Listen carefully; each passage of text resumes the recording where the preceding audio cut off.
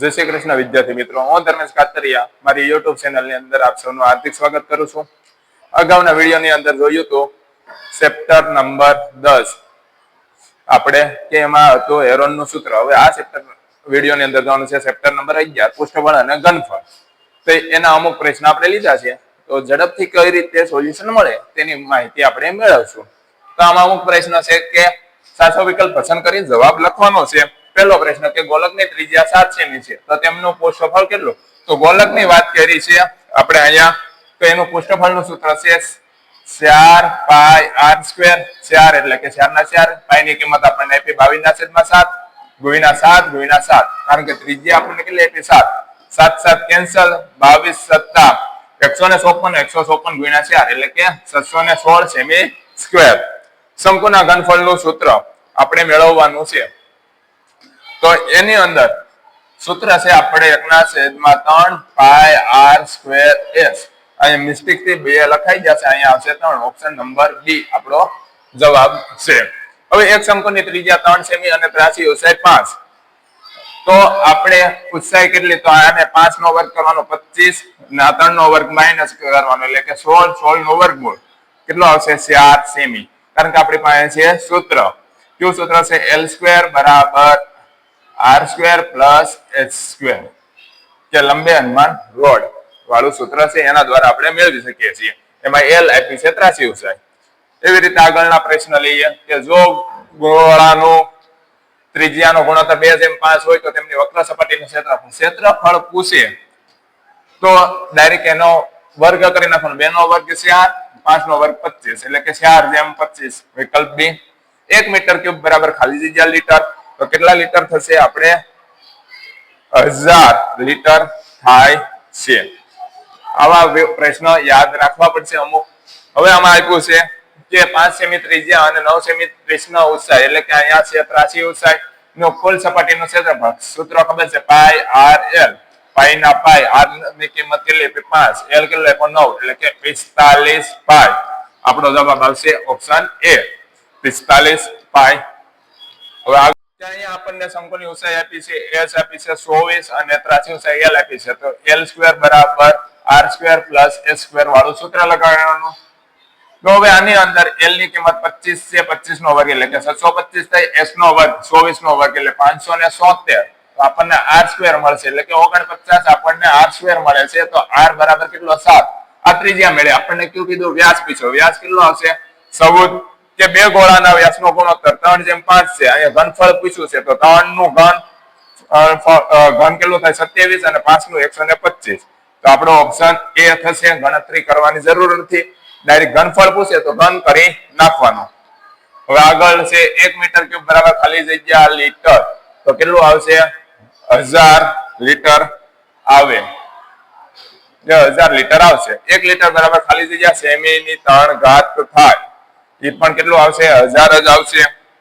હવે આગળની વાત કરીએ કે ખાલી જગ્યા પૂરો, તો ખાલી જગ્યા અર્ધગોલકનું ઘનફળ. અર્ધગોલકનું ઘનફળ કીધું હોય તો આપણને સૂત્ર ખબર છે 2/3 પાઈ r નો ઘન, એટલે કે આપણો ઓપ્શન આ આવશે કે 2/3 પાઈ r નો ઘન.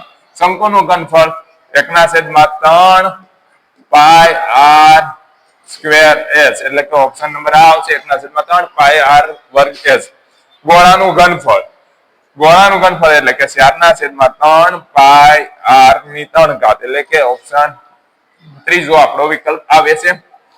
આવી રીતે આગળના પ્રશ્ન જોઈએ કે 20 સેમી વ્યાસના ગોળાની ત્રિજ્યાનું ક્ષેત્રફળ ખાલી જગ્યા સેમી સ્ક્વેર છે. હવે 20 સેમી વ્યાસ કીધું એટલે ત્રિજ્યા આપ્યું, એનું ક્ષેત્રફળ 4 પાઈ r સ્ક્વેર આવશે, એટલે કે 4/4 પાઈ ની જગ્યાએ પાઈ જ રહેશે.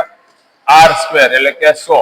100 ગુણ્યા 4 એટલે કે 400. પાઈ ની કિંમત આપી છે આપણને, પાઈ ના પાઈ જ રકમમાં આપ્યા છે, તો આપણે જવાબ કયો આવશે? 400 સેમી સ્ક્વેર થાય. હવે આગળના પ્રશ્ન છે કે ખરા છે કે ખોટા? ગોલક એ ત્રિપરિમાણીય આકૃતિ છે. હા, ગોલક ત્રિપરિમાણીય આકૃતિ છે, ખરું આવશે. શંકુની ત્રાસી ઊંચાઈ l, r square plus s square. સૂત્ર શોધી શકાય આ સૂત્ર પ્રમાણે, કારણ કે આખું વર્ગમૂળ છે. ગોલકનું ઘનફળનું સૂત્ર 4/3 પાઈ r ક્યુબ છે. આ સૂત્ર છે આપણો ઘનફળનું. આગળના પ્રશ્નો જોઈએ તો એક શંકુ ની ત્રિજ્યા 3 છે, ત્રાસી ઊંચાઈ 4 છે, ઊંચાઈ 5 હોઈ શકે. તો ઊંચાઈ હંમેશા નાની હોય, ત્રાસી ઊંચાઈ ઊંચાઈ એટલે કે ત્રાસી ઊંચાઈ બધા કરતા મોટી હોય છે. તો આ વિધાન આપણું ખોટું છે. એક નળાકારની ત્રિજ્યા 7 છે અને ઊંચાઈ 10 છે, તો તેમની વક્ર સપાટીનું ક્ષેત્રફળ કેટલું? તો નળાકારની વક્ર સપાટીનું ક્ષેત્રફળ કે તો આપણને ખબર છે કે સૂત્ર શું આવશે? 2πr(s) એટલે 2 ગુણ્યા પાઈ ની કિંમત આપણને અહીંયા આપી છે, તો પાઈ ની પાઈ જ રહેવા દેશું. r કેટલો આપ્યો છે? ત્રિજ્યા 7 અને ઊંચાઈ 10. 70 × 140 140 પાઈ જવાબ આવે. આપણને 440 આપ્યો, તો આ વિધાન ખોટું છે. એવી રીતે હવે પ્રશ્ન કરવાનો છે. નીચે આપેલા પ્રશ્નના એક વાક્યમાં શબ્દ કે અંકમાં જવાબ આપવાના છે. તો એમાં અમુક પ્રશ્ન મેં લીધેલ છે કે 7 સેમી ત્રિજ્યા ધરાવતા ગોળકનું ઘનફળ શોધો. તો ઘનફળ છે 4/3 પાઈ r ની 3 ઘાત. એટલે 4/3 પાઈ ની કિંમત 22/7 અને r એટલે કે 7 × 7 × 7. 7 7 કેન્સલ થશે. 7 7 49 પાઈ. અહીંયા 88 88 × 49/3. હવે ગુણાકાર કરીએ 88 × 49 નો, તો અહીંયા આવશે 4 8 32 3 32 ને 3 35 9 8 72 7 72 ને 7 79. એટલે સરવાળો કેટલો થશે? 2 1 એટલે કે 3 અને અહીંયા આવશે 4. એટલે કે જવાબ તમારો થાય છે 43/12/3 સેમી ક્યુબ. આપણે જવાબ આવે છે. જો ભાગાકાર કરો તો પણ જવાબ આપણે લખી શકીએ. ત્રિજ્યા 6 ઊંચાઈ 7, તો લંબવૃત્તીય શંકુનું ઘનફળ કેટલું? ઘનફળ શંકુનું ઘનફળ કીધું છે, તો એનું સૂત્ર કયું છે? 1/3 પાઈ r²s. એટલે કે 1/3 ગુણ્યા 22/7 ગુણ્યા 6 ગુણ્યા 6 ગુણ્યા 7. 7 7 કેન્સલ. 3 2 6 એટલે 22 ગુણ્યા 2 એટલે 44. 44 ગુણ્યા 6 કરો એટલે 6 24 વધ્યા 2 24 ને 2 26 એટલે કેટલું આવશે? 266. એકમ કયો છે? સેમી માં, તો સેમી ની 3 ઘાત આવે. 3.5 મીટર વ્યાસ ધરાવતા ગોળકની વક્ર સપાટીનું ક્ષેત્રફળ. હવે વક્ર સપાટીનું ક્ષેત્રફળ મેળવ્યું છે, તો પેલા r આપણને શું મેળવો છે? d મેળવો છે 3.5. આ ગોળકની વક્ર સપાટી કીધું છે, તો અહીંયા સૂત્ર આપણે જોઈએ તો 4 પાઈ r થશે સ્ક્વેર. તો આપણે આને r માં ફેરવીએ તો કેટલા થશે? 35/20. તો 4 ગુણ્યા 22/7 ગુણ્યા 20 35/20 ગુણ્યા 35/20. તો અહીંયા 4, અહીંયા આવશે 10, અહીંયા પણ 10, અહીંયા આવશે 5. 35 ગુણ્યા 5 175 ગુણ્યા 22 એટલે કે 0 વધ્યા 1 14 ને 15 વધ્યા આવે 1 15 2 ને 3 3 5 0 0 5 8 3. તો 38 50 આવે છે વિદ્યાર્થી મિત્રો. એટલે કે 10 10 એટલે કે પોઈન્ટ આવશે. આપણો જવાબ કેટલો આવશે? 38.50. એકમ કહેવાય મીટર, મીટર સ્ક્વેર. તો આપણો જવાબ થાય છે. આ રીતે આપણે ગણતરી કરવી પડે. હવે છે 10 સેમી ત્રિજ્યા વાળા અર્ધગોળકનું કુલ પૃષ્ઠફળ. અર્ધગોળકનું કુલ પૃષ્ઠફળ કીધું એટલે એનું સૂત્ર છે 3 પાઈ r નો વર્ગ. એટલે 3 ગુણ્યા પાઈ ની કિંમત કેટલી આપી? 3.14 ગુણ્યા r એટલે કે 10 ગુણ્યા 10. હવે પોઈન્ટ દૂર થઈ જશે કારણ કે 10 ગુણ્યા 10 છે એટલે 314 314 ગુણ્યા 3 કરો એટલે કે 942 સેમી સ્ક્વેર આપણો જવાબ થાય છે. તો વિદ્યાર્થી મિત્રો આ સૂત્ર કરવા ચેપ્ટર કરવા માટે સૂત્ર આવડવા જરૂરી છે. અને આ ચેપ્ટર માંથી તમને જોડકા પણ પૂછાય છે. તો આ ચેપ્ટરના મેં અમુક જોડકા પસંદ કરેલ છે પ્રશ્ન. તો આપણે એ જોઈએ કે અર્ધગોળકનું ઘનફળ.